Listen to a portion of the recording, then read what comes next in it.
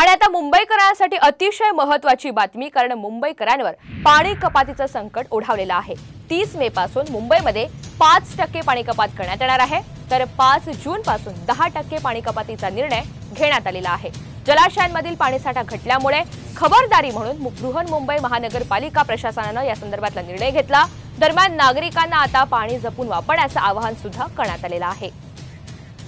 दरम्यान महापालिकेने पाणी वापरण्याबाबत नेमक्या कोणत्या सूचना केलेल्या आहेत, सविस्तर पाहूयात। पिण्यासाठी गरजे इतकंच पाणी घ्या,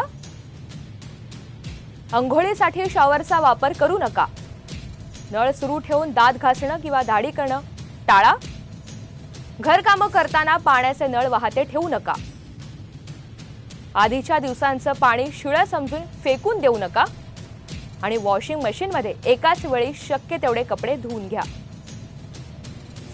वरांडा जिने धुवून काढण्याऐवजी ओल्या फडक्याने पुसून घ्या। कुठेही गळती आढळल्यास तात्काळ दुरुस्ती करून घ्या। हे आवाहन पालिकेने मुंबईकरांना केलेलं आहे।